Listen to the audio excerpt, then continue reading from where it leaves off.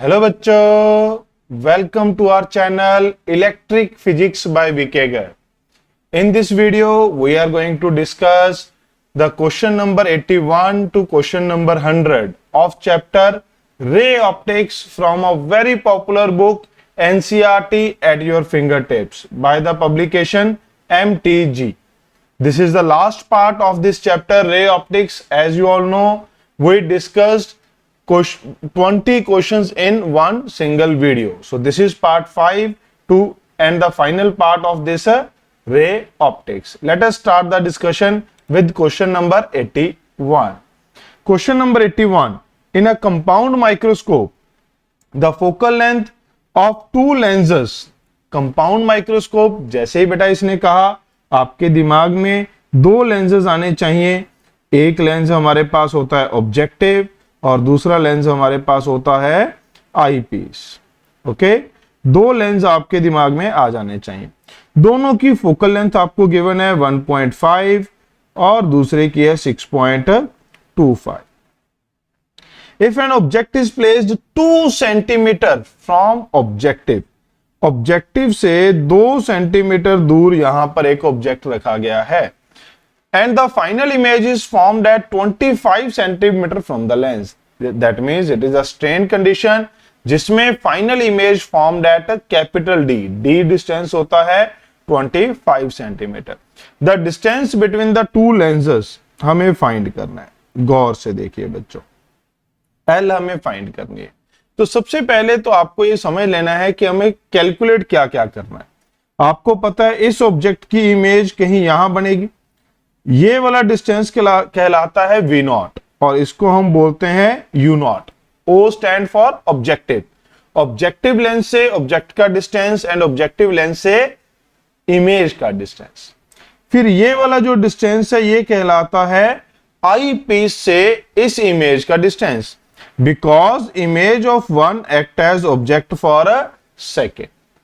अब हमें जो लेंथ निकालनी है बच्चों, लेंथ हमारे पास क्या होती है, formula V not plus ue.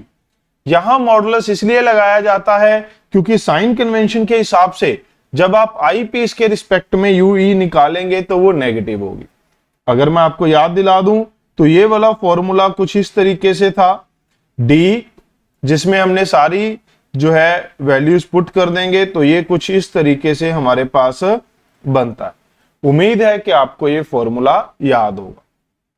अब अगर हम गौर से देखें तो हमारे पास D है, FE है, बस हमारे पास V नॉट नहीं है। तो V नॉट कैसे आएगी बच्चों?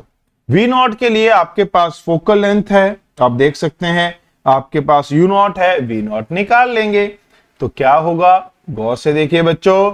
V नॉट निकालने के लिए आप लगा देंगे यहां पर लेंस फॉर्मूला। लेंस फॉर्मूला क्या है, 1/V not plus 1/U not equal to 1/F not. क्या ये सही है? नहीं बच्चों, ये मिरर का था। लेंस के लिए it is 1/V not minus 1/U not equal to 1/F not. ध्यान से चेक कर लीजिए कहीं आपने भी तो यही गलती नहीं की है। अब अगर आप ध्यान से देखें 1/V नॉट, U कितना है बच्चों, -2। फोकल लेंथ क्या थी बेटा, 1.5। इसे सॉल्व कर लीजिए। 1/V not 1/1.5 minus 1/2। अब आप इसे आसानी से सॉल्व कर सकते हैं। एलसीएम हम यहां पर ले सकते हैं 6, ये हो जाएगा 4 - 3। That means V not is going to be 6 centimetre. V not हमारे पास 6 सेंटीमीटर आ चुका है बच्चों। तो let us calculate L। L क्या होगा, 6 प्लस D कितना है 25, ये है 6.25 डिवाइड बाय 25 प्लस 6.25। अब ये कैलकुलेशन बच्चों आपको देखने में जरूर डिफिकल्ट लग रही होगी, है ना सर? तो बच्चों आप कहोगे सर देखने में क्या डिफिकल्ट लग रही है ही बहुत डिफिकल्ट, कैलकुलेटर चाहिए इसको सॉल्व करने के लिए। बट मैं आप कहूंगा ना ना ना, कैलकुलेटर नहीं चाहिए। गौर से देखिए, आप इसको क्या कर सकते हैं, आप इसको 25 को क्या लिखा जा सकता है, 6.25 इंटू 4। गौर से देखिए बेटा, तो यहां पर आप 6.25 कॉमन ले लेंगे तो ये क्या बनेगा, 4 प्लस 1। 25 किसके बराबर है? 6.25 इंटू 4। गौर से देखिए बेटा, जैसे ही आपने ये किया ये निपट गया और 5 से 25 निपट गया, तो आपके पास क्या बचा? 6 + 5 11 centimetre. So this is our answer for this question बेटा। Getting my point? Moving toward the next question, question number 82। A person with normal near point, normal near point कि भाई नियर पॉइंट उसका ठीक है, using a compound microscope with objective of focal length 8 mm। ये फिर से वही है, कंपाउंड माइक्रोस्कोप जो हमने ऊपर फिगर बनाई थी बिल्कुल वैसा ही है। तो मैं फटाफट से डाटा लिख लेता हूं। f0 = 8 mm, eyepiece is equal to 2.5 centimetre, can bring an object placed at 9 mm, यानी कि u0 is 9 mm from the objective in sharp focus. Sharp focus में लेकर आना है, यानी कि इसने ये जो लाइन मेंशन की है इसका मतलब क्या है कि हम जो इमेज बनाने वाले हैं वो डी डिस्टेंस 25 सेंटीमीटर पे फाइनल इमेज ये हमसे चाहता है। The separation between the two lens and magnification. तो पहला काम वही है, लेंथ पूछी गई है। पहला काम क्या है? लेंथ पूछी गई है बेटा। तो लेंथ के लिए आपको फिर से वही करना पड़ेगा, 1/V0 माइनस 9 mm = 8। तो ये हमारे पास क्या बन रहा है बच्चों? 1/8 - 9 72, 9 - 1। तो V0 is going to be 72 mm। Centimetre के लिए आप क्या लिख सकते हैं? 7.2 centimetre, because length we required is in a centimetre. Getting my point बच्चों? अब अगर हमारे पास ऐसा है तो लेंथ किसके बराबर होगी? फॉर्मूला वही है, V0 + 25 इंटू FE कितने? 2.5, 25 + 2.5, यही है बच्चों। अब अगर आप ध्यान से देखें तो यहां पर आप क्या लिख सकते हैं? 7.2 + 25 इंटू 2.5, यहां पर भी 2.5 कॉमन आ जाएगा, 10 + 1, ये कट गया बच्चों। 7.2 + 25/11। अगर आप इसकी अप्रोक्सीमेशन कैलकुलेशन भी कर लेते हैं, बड़ी आसानी से आप इसे डिवाइड कर सकते हैं। 2 पे गया पॉइंट, फिर से 2, 8, 7। अगर आप देखें तो 9.47 सेंटीमीटर यहां पर इसकी लेंथ बन जानी चाहिए। अगर आप नीट में ये क्वेश्चन कर रहे हैं सॉल्व, तो आपकी length I 9.47। You can directly mark your answer. You need not to check magnification because there is only one option in which length is matching with it. But still to confirm, because it is not in NEET that you are practicing at home. So your duty is to check the other magnification also. हो सकता है paper में length find करना ध्यान में ना आए, आप मैग्निफिकेशन फाइंड करें। तो मैग्निफिकेशन का फॉर्मूला क्या था बच्चों? When the image formed at least distance vision, तो मैग्निफिकेशन का क्या फॉर्मूला होता है? V0/U0 1 + D/FE। फटाफट से वैल्यू पुट कर दीजिए। V0 कितना है? 7.2। U0 कितना था? 9 mm। You can write it as 0.9 centimetre. 1 + D कितना है? 25, ये है 2.5। आप इसे कट कर सकते हैं, ये बच गया है 8 और ये बच गया है 11। तो मैग्निफिकेशन शुड बी 88। आप देख सकते हैं कोई भी एरर इन्होंने नहीं सेट की वैल्यूज सेट करने में। लेंथ और मैग्निफिकेशन दोनों ही मैच कर रहे हैं बेटा। सम टाइम ऐसा होता है बुक्स में कि कोई एक मैच कर रहा है, दूसरा मैच नहीं करता है, बट यहां पर ऐसी कोई दिक्कत नहीं है। एमटीजी में एरर्स थोड़ी कम ही देखने को हमें मिलती हैं। Moving toward the next question, question number 83।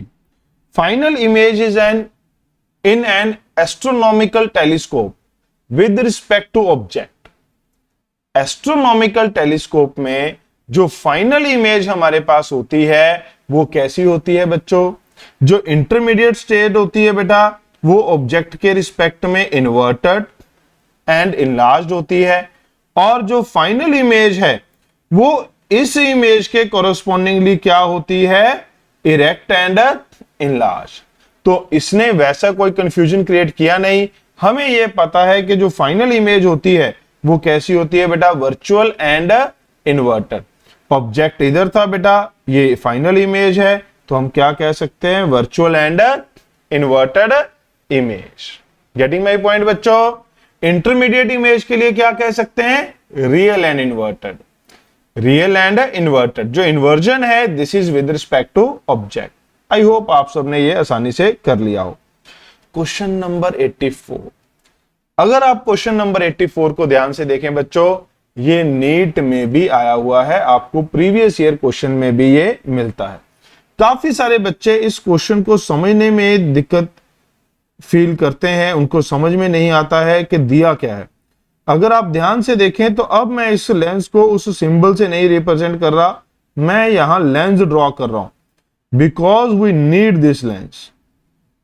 यहां पर मैं इसको जो आई पीस है उसे एज इट इज ड्रॉ कर रहा हूं, जैसे हम पहले करते थे, हमें इसकी शेप की जरूरत नहीं है। ये ऑब्जेक्टिव है, ये क्या है बच्चों, ऑब्जेक्टिव।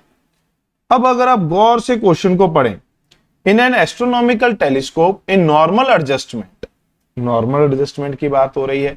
नॉर्मल एडजस्टमेंट से आपके दिमाग में क्या होना चाहिए, final image at infinity, final image at infinity. Final image हमारे पास इंफिनिटी पे होनी चाहिए बेटा। फिर क्या कहता है, A straight black line of length L is drawn on objective lens. Objective lens के अंदर हमने एक L लेंथ की एक लाइन ड्रॉ कर दी है। The eyepiece forms a real image of this line. भूल जाओ यहां पर कोई ऑब्जेक्टिव था, कोई फर्क नहीं पड़ता, इस लाइन की एक रियल इमेज फॉर्म होती है। रियल इमेज यहां पर जाके बनेगी बेटा, रियल इमेज कुछ इस जगह पर जाकर बन जाएगी। इसकी लेंथ क्या है, रियल इमेज की स्मॉल है। द मैग्निफिकेशन ऑफ टेलीस्कोप हमसे पूछा गया। अब अगर आप इसको थोड़ा सा और क्लैरिफाई चाहते हैं, मान लो ये लेंथ हमने ऐसे ड्रॉ की है, तो ये इमेज हमारे पास कैसी बन जाएगी बच्चों, ये इमेज हमारे पास कैसी बनेगी, इन्वर्टेड इमेज। ये इमेज कैसी बनेगी, इन्वर्टेड इमेज। अब अगर आप मेरी हेल्प करें तो मैग्निफिकेशन और ये नॉर्मल एडजस्टमेंट में final image is at infinity, ये लेंथ किसके बराबर होती है बेटा, लेंथ होती है f0 प्लस एफ ई के बराबर। ठीक बात। अब अगर हम देखें मैग्निफिकेशन ऑफ टेलीस्कोप होती है f0 बाय एफ ई, हमें ये वाली वैल्यू फाइंड करनी है। कैसे फाइंड करेंगे, गौर से देखिए, गौर से देखिए बेटा, मैग्निफिकेशन ऑफ आई पीस क्या होगा, प्लीज ध्यान से देखिए। फॉर आई पीस के लिए यूई कितना है, यूई कितना है, f0 प्लस एफ ई। आई पीस के लिए ये जो एल लेंथ है, ये जो एल लेंथ की एक लाइन है, इसका डिस्टेंस क्या है, f0 प्लस एफ ई। इसकी मैग्निफिकेशन क्या होगी, रियल इमेज इन्वर्टेड इमेज होती है, तो मैग्निफिकेशन होगी minus L by small L. गलत। मैग्निफिकेशन क्या होगी, length of image by length of object. Length यानी कि height of image divide by height of object. Negative sign क्यों है, because real image is inverted. Magnification का formula क्या होता है, focal length divide by focal length plus ue. अब अगर आप इसमें वैल्यूज पुट करें बेटा, अगर आप मेरा थोड़ा सा साथ दें तो आपके सामने, नजरों के सामने आपका आंसर आ जाएगा। अगर आप गौर से देखें, यूई की वैल्यू हमने यहां पर पुट कर दी है बेटा, यूई की वैल्यू पुट कर दी तो एफ ई निपट गया। यहां क्या बचा, minus F E by F not minus L by L, minus से माइनस कट गया। हमें क्या चाहिए, हमें चाहिए F not by F E, क्योंकि यही तो हमारे पास अपनी मैग्निफिकेशन थी। बस इस स्मॉल एल और कैपिटल एल का ध्यान आपको रखना है। बात समझ रहे हैं? इसको हमने क्या कर दिया बच्चों?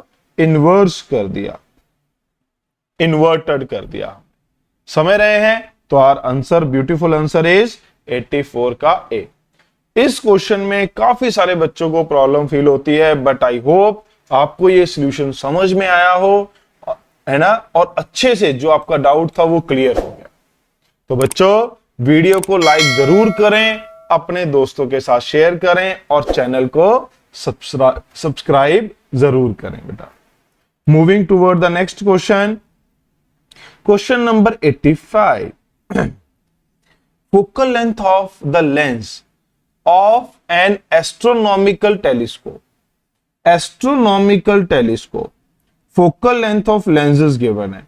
Length of telescope when image is formed at least distance of distinct vision, यानी कि फाइनल इमेज कहां बनी है? डी पे। तो बेटा जी फॉर्मूला क्या होगा? F not plus D F E divide by D plus F E. Length of image का फॉर्मूला वही रहता है। ठीक बात। तो क्या होगा? एफ नॉट कितना है? 50, क्योंकि आपको पता है एस्ट्रोनॉमिकल टेलीस्कोप में बड़ी फोकल लेंथ किसकी होती है? ऑब्जेक्टिव की। छोटी फोकल लेंथ होती है आईपीस की। मुझे पूरी उम्मीद है कि आपको ये पता होगा। नहीं पता है तो आज के बाद अब आपको इसे याद रखना है। तो ये आ गया 25/6, तो ये आ जाएगा बेटा 325/6 centimetre. Answer is D option. Getting my point बच्चों? Moving toward the next question, question number 86। A small telescope has an objective lens of focal length 144 centimetre.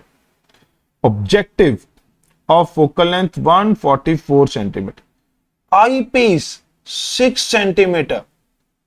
What is the separation between objective and eyepiece? Again, length of tube पूछी गई है, but किस case में हमें ये mention नहीं है। अगर हम नॉर्मल एडजस्टमेंट में देखें तो एफ नॉट प्लस एफ ई, ये कितना हो जाएगा बच्चों? इन दोनों को ऐड कर दीजिए, 150 सेंटीमीटर 1.5 मीटर, और ये हमें ऑप्शन में दिख भी रहा है तो हम इनसे आंसर मार्क कर देंगे। बट अगर आप नीट में नहीं बैठे, घर पे बैठे हैं, चेक करना चाहते हैं, तो आप इस फॉर्मूला में भी वैल्यू पुट कर सकते हैं और वेरिफिकेशन कर सकते हैं कि हमारे पास आंसर कितना बन रहा है। Getting my point? वो इनमें से किसी भी ऑप्शन के साथ मैच नहीं करेगा। क्यों नहीं करेगा? क्योंकि बिना सॉल्व किए भी आप इसे आंसर मार्क कर सकते थे। आपकी जो लेंथ ऑफ ट्यूब है वो इस फोकल लेंथ से तो बड़ी होगी।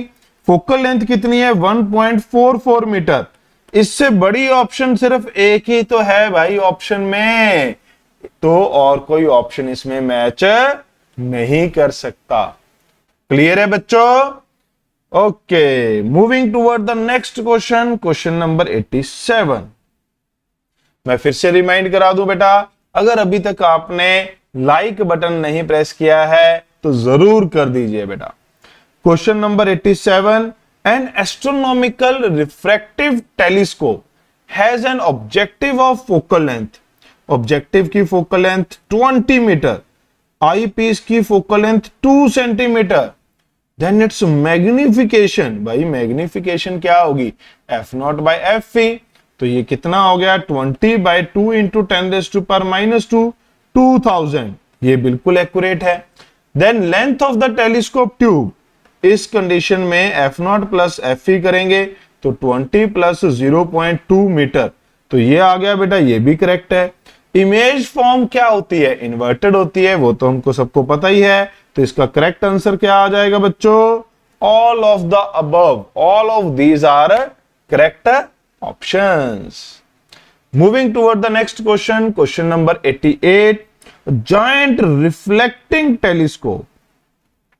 क्वेश्चन नंबर 88 बच्चों, giant refracting telescope at an observatory has an objective of focal length. Sorry, मुझे पहले क्या बोल दिया था, reflecting, but it is refracting telescope. At an observatory has an objective lens of focal length 15 metre. Same वैसा ही question है. Eyepiece 1 centimetre. What is the angular magnification of telescope? भाई ये जो मैग्निफिकेशन होती है टेलीस्कोप की, ये एंगुलर मैग्निफिकेशन ही तो डिफाइन करी थी. Angle made by the image with the eyepiece, angle made by the planet rays with the objective. तो यही आपको फिर से फाइंड करना है बच्चों. 15 metre 1 into 10 raised to power -2, answer is going to be 1500. Same 87 88, बस पूछने का ढंग बदल दिया. बच्चा यहां सोच में पढ़ सकता है what is angular magnification. Nothing but simple magnification is also known as angular magnification in case of a telescope. Moving toward question number 89 बच्चों. A small telescope has an objective lens of focal length 140 centimeter and an eyepiece of focal length 5 centimeter. Magnifying power of the telescope for viewing distant objects when final image is formed at a least distance of distinct vision. फिर से वही length का question आ गया. Okay, magnification का question आ गया, sorry. इस case में अगर आप ध्यान से देखें तो फॉर्मूला क्या होता है टेलीस्कोप में, F0/Fe. यहां पर थोड़ा सा फॉर्मूला बदलता है. कंपाउंड माइक्रोस्कोप में होता है 1 + D/Fe, टेलीस्कोप में होता है 1 + Fe/D. तो ये क्या हो गया बच्चों, 140 / 5, 1 + 5/25. It is going to be, अगर आप इसे कट कर दें, 28 into this is going to be 6/5. Multiply करिए बच्चों, 33.6. एग्जैक्ट डेसिमल में हमारा आंसर मैच कर जाता है. ओके बच्चों, ये था question number 89. Now question number 90. इसमें यूज किया गया है एक reflecting telescope. A reflecting telescope has a large mirror for its objective with radius of curvature 80 centimetre. तो बेटा अगर रेडियस इतना है तो फोकल लेंथ कितनी हो जाएगी, मिरर की फोकल लेंथ होती है रेडियस बाय 2, तो हमारे पास ये किसके बराबर आ जाएगा बच्चों, R/2 40 centimetre. Magnifying power of this telescope if eyepiece has focal length 1.6 centimetre. मैं आपको बता दूं बच्चों, रिफ्लेक्टिंग टाइप टेलीस्कोप काफी कम थ्योरीज की दी गई है, कुछ थ्योरी एनसीईआरटी में दी है, फॉर्मूला कहीं नहीं दिया. बट जो स्टैंडर्ड बुक्स हैं यही एक क्वेश्चन काफी बार कॉमनली पूछा जाता है. तो मैग्निफिकेशन का फॉर्मूला जो स्टैंडर्ड टेलीस्कोप है बिल्कुल वैसा ही फॉर्मूला आपको यहां पर भी यूज करना है. बस focal length of objective find करने का तरीका थोड़ा अलग है. तो हम क्या लिख देंगे, 40 / 1.6. अगर आप इसे डिवाइड करते हैं तो ये हमारे पास क्या बनता है बच्चों, 25 सेंटीमीटर. क्या बचता है, 25 सेंटीमीटर. सॉरी, सेंटीमीटर नहीं आएगा मैग्निफिकेशन में, 25. So this is going to be 25. Okay बच्चों, moving toward question number 91. A giant telescope in an observatory has an objective of focal length 19 meter, okay, and an eyepiece of focal length 1 centimeter. In normal adjustment, telescope is used to view the moon. What is the diameter of image of the moon formed by objective? गौर से देखनी है जरा. Formed by objective, final जो telescope बनाएगा उसके बारे में नहीं पूछी गई. तो टेलीस्कोप का तो कोई रोल ही नहीं है बच्चों. यहां पर बच्चे इसमें टेलीस्कोप के बारे में सॉल्व करना शुरू कर देते हैं. टेलीस्कोप का तो रोल ही नहीं है. इसने पूछा what is the diameter of the image of moon formed by objective, not by telescope. अब अगर आप ध्यान से देखें तो ये एक सिंपल लेंस की प्रॉब्लम हो गई है, जो आपने सन का केस भी किया है कि भाई अगर यहां से सन रेज आ रही हैं, ऑप्टिकल सेंटर में से जो पास करती हैं वो सीधी जाएंगी, तो दोनों साइड पे जो एंगल होता है वो सेम होता है। अगर हम इसको डायमीटर ऑफ इमेज, ये डिस्टेंस फोकस, यहां पर डायमीटर ऑफ मून आ जाएगा और ये डिस्टेंस फ्रॉम मून। तो ये जो एंगल है, small angles, these will be very small, 1 degree, 2 degree, 3 degree, but we have to draw, हमें यहां पर लार्ज ड्रॉ करना पड़ा just to make you understand. Okay बेटा, तो अगर हम यहां पर अल्फा लिखें तो अल्फा क्या आएगा, dm by rm di by f focal length. तो डायमीटर ऑफ इमेज क्या आ जाएगा बेटा, मून का डायमीटर कितना दिया है, 3.5 into 10⁶। Sun radius of lunar orbit कितना दिया है, 3.8 इंटू 10⁸ इंटू फोकल लेंथ कितनी दी है, वन ऑब्जेक्टिव की फोकल लेंथ आपको कितनी दी है, 19 मीटर। यस और नो बच्चों, बस आपको इसे सॉल्व करना था।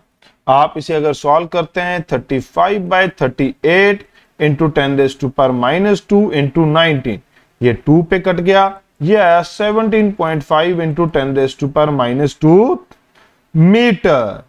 ओके, तो आप लिख सकते हैं 17.5 सेंटीमीटर बच्चों, क्योंकि जो ये 19 था, 19 हमारे पास किस में था बेटा, मीटर में। 19 हमारे पास किस में था, मीटर में। तो हमारे पास ये आंसर आया मीटर में, आप इसे सेंटीमीटर में कन्वर्ट कर लेंगे, you will get your answers as D option. Okay बच्चों, मूविंग टुवर्ड क्वेश्चन नंबर 92। ये कहता है कि हमारे पास एक प्लेन मिरर है, एक रे उसको जाकर टकराती है। अब क्योंकि रे आई और जे कैप दोनों में ऐसे जा रही है, तो मैंने इसको कुछ इस तरीके से ड्रॉ कर लिया। ये हमारे पास इंसिडेंट रे हो गई। रिफ्लेक्ट होने के बाद वो कुछ इस तरीके से जा रही होगी, ये मैंने रिफ्लेक्टेड रे मान ली। ये पर्टिकुलर क्वेश्चन तो मैं वैसे भी कर सकता हूं bye drawing these unit vectors, क्योंकि मुझे पता है 1/2 आई कैप और √3/2 जे कैप कौन से यूनिट वेक्टर के कोरस्पॉन्डिंग होते हैं, उसका एक्स एक्सिस के साथ एंगल क्या होगा और वाई एक्सिस के साथ एंगल क्या होगा। बट हम एक जनरल अप्रोच यहां पर फॉलो करना चाहते हैं कि बाय चांस यहां पर 1/4 होता तो आप इसे ड्रॉ नहीं कर पाएंगे एंगल, बट आप मैथमेटिकली सॉल्व कर पाएंगे कि क्या एंगल इनके बीच में होना चाहिए। उस तरीके से ऑप्शंस भी अपने आप को एडजस्ट करेंगी, cos inverse, sine inverse, tan inverse, कुछ इस तरीके की ऑप्शंस आपको दिखाई देंगी। तो क्या है वो जनरल अप्रोच, समझिए बच्चों। अगर हमारे पास ये यूनिट वेक्टर है इंसिडेंट रे के अलोंग और ये यूनिट वेक्टर है रिफ्लेक्टेड रे के अलोंग, इन दोनों में जो एंगल होगा थीटा, तो दो वेक्टर के बीच का एंगल कैसे निकालते हैं, कॉस थीटा होता है EI dot ER divide by इनकी मैग्नीट्यूड। क्योंकि यूनिट वेक्टर है तो मैग्नीट्यूड क्या आ जाएगी, 1। अगर आपको नहीं यकीन आ रहा, बिलीव नहीं आ रहा, तो आप इसकी मैग्नीट्यूड चेक कर सकते हैं। ये एक यूनिट वेक्टर है, 1/2 अंदर क्या आएगा, √1 का स्क्वायर प्लस √3 का स्क्वायर, कट जाएगा तो यूनिट वेक्टर 1 आ जाएगा।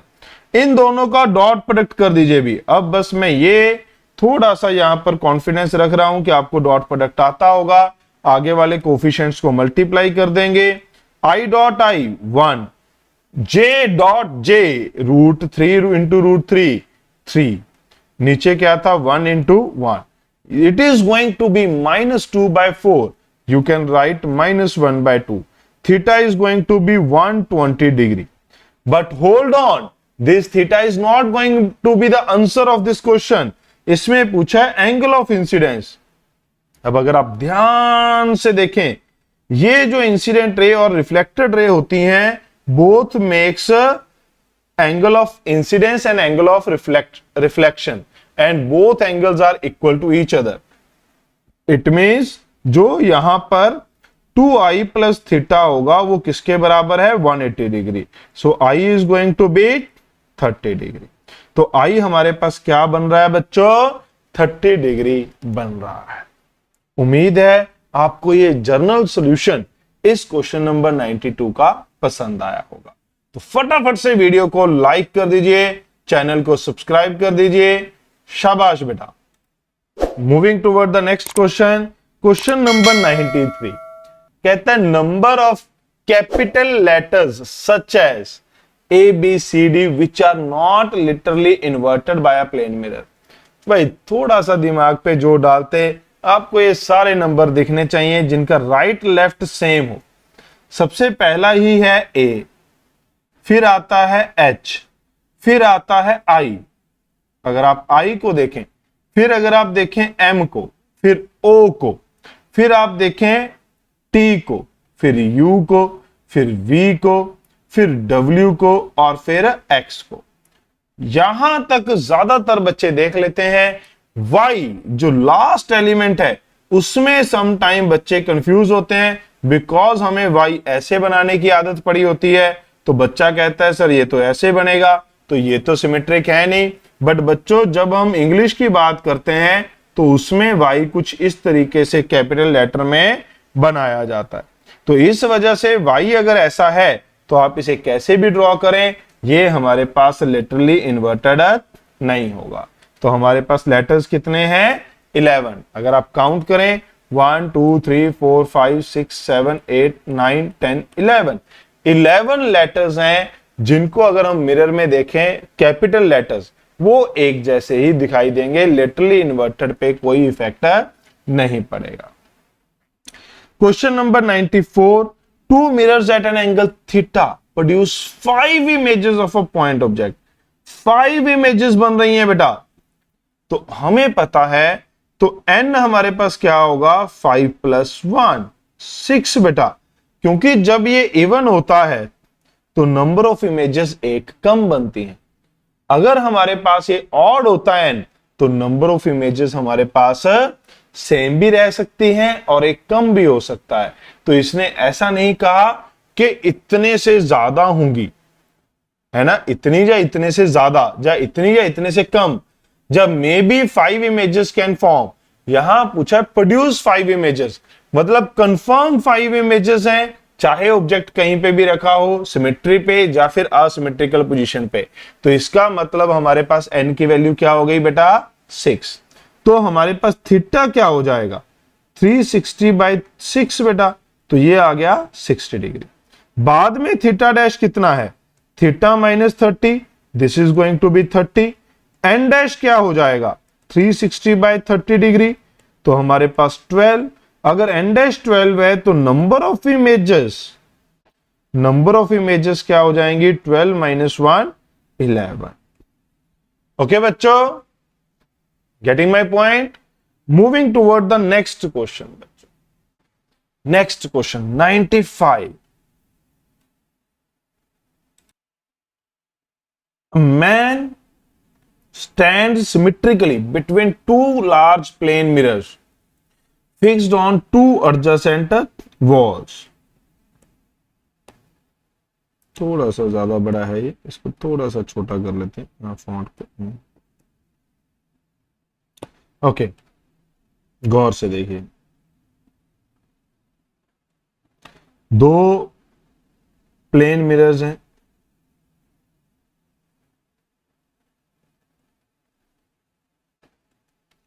इनके बीच का डिस्टेंस कुछ है। कहता है large mirror fixed on rectangular, oh sorry ये क्वेश्चन ही अलग है, माय मिस्टेक, मैं इसको अलग क्वेश्चन समझ गया था।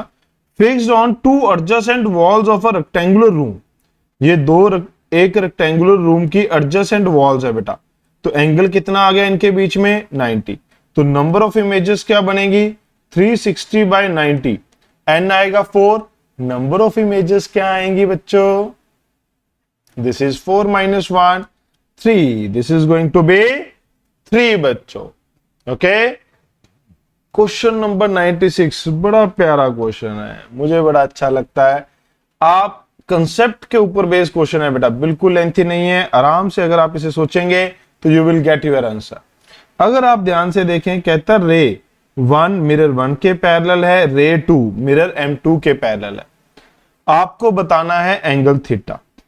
आपको पता है जब एक रे दो इंक्लाइंड मिरर के साथ एक एक कोलिजन या रिफ्लेक्शन करने के बाद वापस जाती है तो एंगल ऑफ डेविएशन होता है 360 - 2 थीटा। तो यहां पर आपको एंगल ऑफ डेविएशन देखना था बेटा। एंगल ऑफ डेविएशन देखने के लिए मैं बच्चों को कहता हूं, ये देखो, ये रे इधर आ रही थी, यहां पर इधर बेंड हुई, ये रे इधर जा रही थी बेटा, ये कहां बेंड हो गई, ये वाली रे इधर बेंड हो गई। तो टोटल ये रे इधर जा रही थी, इधर से बेंड होकर कहां पहुंच गई, यहां पहुंच गई। तो this is angle of deviation बेटा, this is angle of a deviation. अब अगर आप गौर से देखें, 2 is parallel to M2, 1 is parallel to M1। तो अगर ये दोनों, ये इसके पैरेलल है और ये इसके पैरेलल है, तो ये एंगल दोनों बराबर होने चाहिए बच्चों। तो ये एंगल क्या होगा, थीटा। भाई ज्योमेट्रिक ऑप्टिक्स इसीलिए तो कहा जाता है क्योंकि इसमें ज्योमेट्री लगती है, और ये देखिए ज्योमेट्री ही तो लग रही है। यहां पर आपको देखना था, यहां से घूम के ऐसे गई और ये दोनों रे पैरेलल हैं, ये दोनों पैरेलल हैं, तो ये वाला एंगल और ये वाला एंगल बराबर हो गए। तो फ्रॉम फिगर आप क्या लिख सकते हैं, आप लिख सकते हैं फ्रॉम फिगर डेविएशन किसके बराबर है, 180 प्लस थीटा। इन दोनों इक्वेशन को बराबर पुट कर दीजिए, क्या आएगा, दोनों को बराबर पुट करेंगे, 3 theta equal to 180 degree, theta equal to 60। You can easily check it out. Okay बच्चों, moving toward the next question बेटा। क्वेश्चन नंबर 97, ये रहा वो क्वेश्चन जो मैं लास्ट केस में सॉल्व करने लगा था। क्या कहता है, ध्यान से देखिए, कहता है 2 प्लेन मिरर्स, 2 प्लेन मिरर्स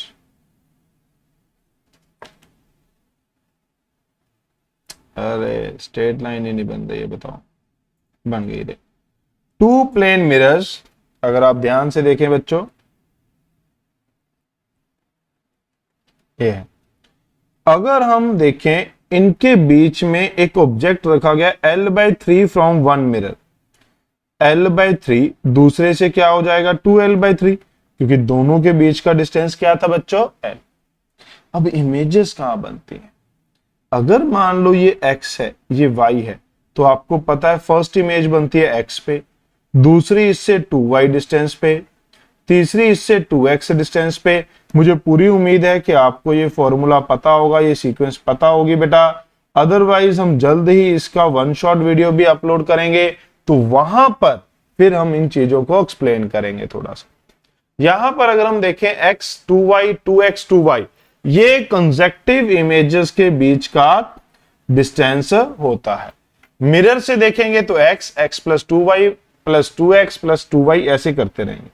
अब अगर हम देखें तो x कितना है, L/3, y कितना था 2L/3, तो ये हो गया 4L/3, ये कितना हो गया 2L/3, ये कितना हो गया 4L/3। अब इसने कहा है the distance between any 2 images. भाई यहां से इमेज कहां से शुरू होगी, ये होगी 2L/3, इधर होगा y, फिर होगा 2x, फिर होगा 2y, तो इधर भी आएंगे। पहले इधर चेक कर लेते हैं। अगर आप यहां पर चेक करें तो L, यहां पर L/3, तो यहां कहीं भी नहीं था। 2 इमेजेस के बीच में 2L/3 है, तो ये वाला कट गया। 2 इमेजेस के बीच में 4L/3 है, ये वाला कट गया। अब बचा 2L। अब अगर मैं आपको सिंपली यहां पर दिखाऊं, ये और ये डिस्टेंस कितना है, 4L/3 प्लस 2L/3 कितना हो गया बच्चों, 6L/3 2L। तो भाई ये भी नहीं हो सकता, क्योंकि ये सिंगल करेक्ट ऑप्शन है, तो हमारे पास ये बचा जो एक आंसर नहीं बन सकता। अगर आप चाहें तो जितना भी जोर लगा लें, चेक कर लें, बाकी सभी इमेजेस के बीच में ये नहीं बनेगा। जब हमें 3 सीधे सीधे दिख गए, हमें 4th के बारे में ज्यादा सोचने की जरूरत नहीं पड़ेगी। ओके बच्चों, तो ये था हमारे पास question number 97। Let us discuss question number 98। इस क्वेश्चन में ये कहता है 4 identical mirrors are made to stand vertically to form a square arrangement as shown in figure। as shown in top view. A ray starting from the midpoint M, ray starting from midpoint of mirror AD, after two reflection reaches corner D, the angle theta must be. Okay बच्चों, let us start the solution. सबसे पहली बात, अगर आप यहां से, मैं इसको थोड़ा सा बड़ा कर लेता हूं इमेज को, अरे सॉरी, इस इमेज को हम थोड़ा सा बड़ा कर लेते हैं फॉर द कैलकुलेशन पर्पस। अगर आप ध्यान से देखें तो हम इसको कैसे सॉल्व करने वाले हैं बच्चों, गौर से देखिए क्या कहता है। ये रे यहां से गई, यहां पर इस तरीके से स्ट्राइक करेगी बेटा। यहां पर स्ट्राइक करने के बाद, यहां पर स्ट्राइक करने के बाद थोड़ा सा ऐसे एडजस्ट कर देते हैं, अपने पास फैसिलिटी है। ये इधर जाएगी, इधर टकराने के बाद ये कहता है डी पे वापस आ गई। ये क्वेश्चन में हमें दिया गया है कि it return back to D after two reflections, दो रिफ्लेक्शन के बाद। अब अगर आप गौर से देखें, ये एंगल कितना था, 90। अगर ये एंगल 90 है तो इन दो रिफ्लेक्शन के बाद डेविएशन क्या होगी, 360 माइनस 2 इंटू 90, 180 डिग्री। इसका क्या मतलब है, अगर मैं इसको नाम दे लूं, ये m लिख लूं, ये ABCD दे रखा है, ये n लिख लेते हैं और ये p लिख लेते हैं, तो यहां पे हमारे मतलब है mn is parallel to PD। इसका मतलब है हमारे पास जो PD है it is parallel to NM। ये बात समझ में आई बच्चों, ये बात समझ में आई। सबसे पहली चीज तो हमें यही इसमें देखनी। अब अगर हमें ये पता चल गया कि ये पैरेलल है तो ये एंगल क्या होगा बच्चों, थीटा। अगर ये एंगल थीटा होगा, ये हमारे पास दोनों पैरेलल फेसेस हैं और ये एक लाइन है बेटा, तो ये वाला एंगल भी हमारे पास क्या होगा, थीटा। आप इसे इस तरीके से कह सकते हैं कि ये दोनों एंगल हमारे पास क्या होंगे, सेम। ये एंगल थीटा बेटा, अगर ये एंगल थीटा है, गौर से देखिए बेटा, गौर से देखिए, यहां पर ये अल्फा होगा, ये अल्फा होगा, ये टोटल क्या था 90, ये टोटल क्या था 90, तो क्या आप ये कह सकते हैं कि ये भी एंगल थीटा होगा, ये भी एंगल हमारे पास क्या होगा, थीटा। तो हमने सारे जो पॉसिबल थीटा एंगल्स थे वो यहां पर मार्क कर लिए हैं। Getting my point. अब हम इसको देखते हैं आगे सॉल्व कैसे कर सकते हैं।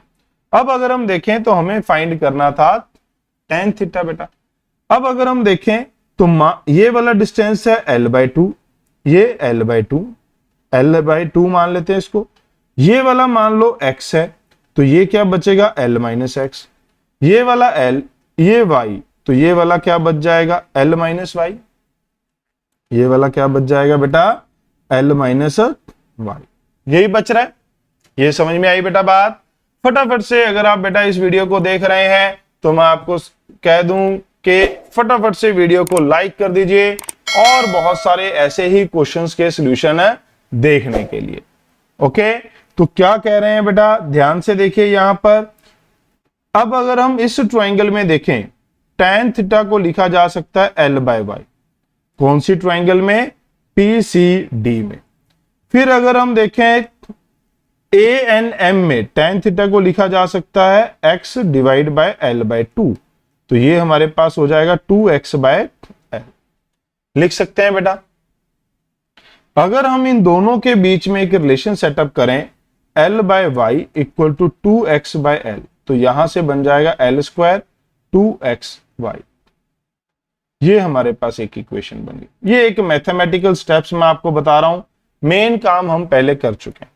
अब अगर आप ध्यान से देखें, जो ट्रायंगल बची थी कौन सी, BPN। अगर आप इस ट्रायंगल में देखें तो tan थीटा किसके बराबर है, l-x l-y। अब आप क्या करेंगे, किसी एक इक्वेशन के बराबर इसे पुट कर देंगे। ये 1 थी, ये 2, ये 3, ये 4। अगर मैं यहां पर, आपकी इच्छा है आप कोई भी दो इक्वेशन सिलेक्ट कर सकते हैं, मैं लिख लेता हूं from 1 and 4। l/y equal to l-x l-y, multiply कर दीजिए l² - ly, ly - xy, तो ये क्या हो जाएगा बेटा, अगर आप गौर से देखें तो एक्स वाई को क्या लिखा जा सकता है, एक्स वाई को ये इधर आ जाएगा, ये आ गया L square minus X Y equal to 2ly। X Y को लिखा जा सकता है एल स्क्वायर बाय 2ly। तो ये क्या बन गया बच्चों, ये बन गया L square by 2ly। L से एल कैंसल आउट, तो बच गया भाई एल इक्वल टू 4y। ये बात समझ में आई सबको? पुट कर दीजिए इसे फटाफट से, पुट इन वन में पुट कर दीजिए। tan थीटा ये किसके बराबर आ गया हमारे पास, ये हमारे पास यहां पर हमने कुछ ना कुछ यहां पर देखिए गड़बड़ है, यहां प्लस था, ये हमारे पास 3/2 था, ये 4/3 है बेटा। तो ये क्या आएगा, L/y इक्वल टू 4/3। तो ये हमारे पास आ रहा है 4/3। कॉट थीटा किसके बराबर बनेगा, 3/4। गेटिंग माई पॉइंट बच्चों? तो ये हमारे पास इसका रिलेशन आता है कॉट इनवर्स 0.75। क्लियर? थोड़ी सी कैलकुलेशंस हैं, बस ये तो करनी ही पड़ेंगी और हमारे पास कुछ इसमें बचता नहीं है। क्लियर बात? Moving toward the next question बेटा, क्वेश्चन नंबर 99। क्वेश्चन नंबर 99 हमें क्या बताता है, ध्यान से देखिएगा बेटा। ये कहता है कि एक लाइट इधर से आई, इधर को रिफ्लेक्ट हो रही है जैसे कि दिखाया गया। अगर आप मिरर को रोटेट कर देते हैं 3.5 डिग्री से, तो आपको पता है बेटा अगर मिरर 3.5 डिग्री से घूमेगा तो रिफ्लेक्टेड रे कितने से घूमती है, 2 टाइम्स थीटा एम। तो ये क्या हो जाएगा, 7 डिग्री बेटा। ये क्या हो जाएगा, 7 डिग्री। ओके, अगर ये यहां पर 7 डिग्री है, 7 डिग्री एक स्मॉल एंगल माना गया है बेटा। अगर आप देखें tan थीटा आर किसके बराबर है, d/2 मीटर। तो मैं इसको नियरली क्या लिख सकता हूं, 7। क्या मैं 7 के बराबर डायरेक्टली लिख सकता हूं, नो। जब हम थीटा के बराबर लिखते हैं व्हेन एंगल इज स्मॉल, तो ये लिखा जा सकता है d/2। ये 2 क्यों लिखा है, ये वाला डिस्टेंस बेटा। कोई ऐसा ना सोच लें कि पता नहीं ये 2 कहां से आ गया, ये कहां से है, ये वाला डिस्टेंस। और इसने यही पूछा है कि d कितना होगा। ओके बेटा। अच्छा, यहां पर देखिए थोड़ी सी दिक्कत है, यहां पर इसने कहा है स्क्रीन 1 मीटर अवे, और यहां पर फिगर में दिखाया गया है 2 मीटर। फिगर में दिखाया गया है बच्चों 2 मीटर। तो हम उसी के कोरस्पॉन्डिंगली सॉल्व कर लेते हैं, 2 मीटर के कोरस्पॉन्डिंग, फिर आंसर देख लेंगे लास्ट में। ये वाला जो एंगल होता है बच्चों, ये आपको ध्यान में रखना है, किसमें होता है, रेडियन में। और ये किसमें दिया हुआ था, डिग्री में। तो डिग्री को रेडियन में कैसे कन्वर्ट करते हैं, 7 into pi divide by 180 degree. 180 degree में पाई रेडियन होते हैं, तो 7 डिग्री में पाई बाय 180 डिग्री होंगे बेटा। बात समझ में आए, 180 डिग्री में पाई, तो 1 डिग्री में पाई बाय 180। 7 डिग्री में कितना हो जाएगा, पाई बाय 180 इंटू 7। तो यहां पुट कर दीजिए 7 पाई 180 d/2। तो d कितना आ गया बच्चों, 14 पाई बाय 180। ये किस में आएगा, मीटर में। अगर आप इसे सॉल्व करना चाहते हैं तो ध्यान से देखिए, 14 इंटू 22/7 180। ये कट गया बेटा 2, ये क्या बचा 90, ये बचा हमारे पास 22/90। फर्दर आप इसे डिवाइड कर सकते हैं बेटा, ध्यान से देखिए, आप इसे डिवाइड कर सकते हैं। ये क्या बचा, 2.2 डिवाइड बाय 9, तो पहला ही डेसिमल लगा देंगे। 9 इंटू 2 18, 4 बचा 4। तो ये हमारे पास 20.24 मीटर के आसपास आना चाहिए था, जो आपको दिख रहा है 24 सेंटीमीटर। आप इसे क्या लिख सकते हैं, 24 सेंटीमीटर। मैंने 3rd डेसिमल तक वैसे ही नहीं इसे कैलकुलेट किया बच्चों। तो यहां पर आपको छोटी सी करेक्शन करनी पड़ेगी, यहां 1 मीटर नहीं है, क्या आएगा बच्चों, 2 मीटर। ओके, क्या आएगा, 2 मीटर। गेटिंग माई पॉइंट बेटा। Moving toward last question of this chapter, ray optics, question number 100। अगर बच्चों अभी तक आपने वीडियो को लाइक नहीं किया है तो लाइक जरूर करें, चैनल को सब्सक्राइब करें और फ्रेंड्स के साथ शेयर करें बेटा। क्वेश्चन नंबर 100 कहता है plane mirror is placed along X axis facing negative Y. आप देख सकते हैं यहां पर मिरर रखा गया है, इसका फेस किस तरफ है, नेगेटिव वाई की तरफ। अ point object is moving 3i cap plus 4j cap in front of mirror. यहां पर जो वेलोसिटी है 3i कैप 4j कैप, यही है बच्चों relative velocity of image with respect to.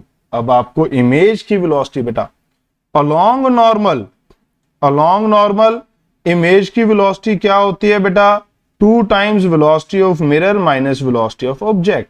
अब मिरर की तो वेलोसिटी है नहीं 0, ऑब्जेक्ट की क्या है 4j, तो इमेज की वेलोसिटी क्या आ जाएगी बच्चों, ये इमेज है इसकी वेलोसिटी आ जाएगी -4j, यानी कि डाउनवर्ड 4 बेटा। पैरेलल टू मिरर क्या होता है, पैरेलल टू मिरर क्या होता है बच्चों, parallel to mirror velocity of image is equal to velocity of object. तो ये क्या आ जाएगी 3i कैप बेटा, तो ये कितनी आ जाएगी 3i कैप। तो अब अगर हम ध्यान से देखें बेटा तो वेलोसिटी ऑफ ऑब्जेक्ट है 3i plus 4j, velocity of image है बेटा 3i minus 4j। Relative velocity of image with respect to object, यही पूछा है, relative velocity of image with respect to object क्या होता है, velocity of image minus velocity of object.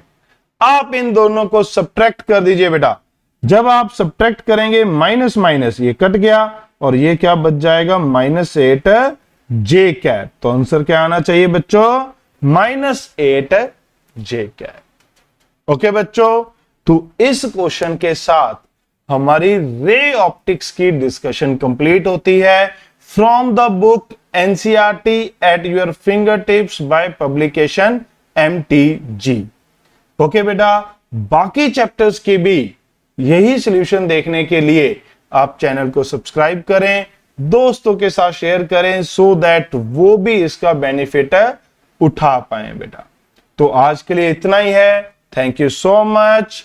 Don't forget to like, share and subscribe.